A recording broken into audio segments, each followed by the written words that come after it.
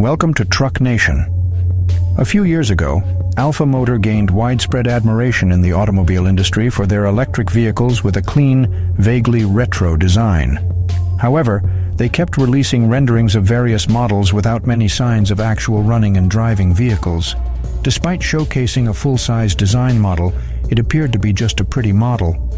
Nevertheless, there may be a change in this pattern since Alfa has joined forces with UHI Group, a company that specializes in prototyping and low-volume manufacturing and has a strong reputation in the automotive and aerospace industries. Located in Sterling Heights, Michigan, UHI Group has been operating since 1979 and offers a wide range of services such as engineering, testing, and specialty manufacturing. Canoo, another EV startup, is one of their customers, as shown by the Canoo prototypes featured on their website. Therefore, UHI seems to be a reliable partner for Alfa.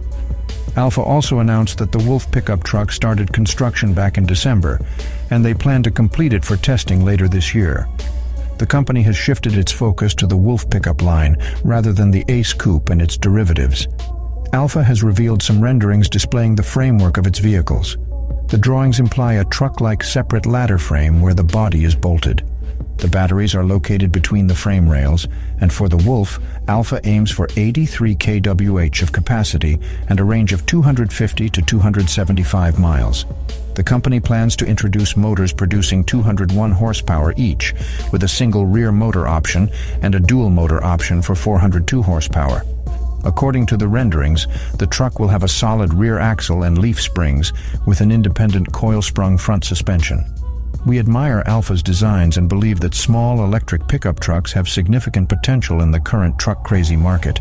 Therefore, we look forward to witnessing these vehicles reach production and will keep an eye on their progress. Thank you for watching.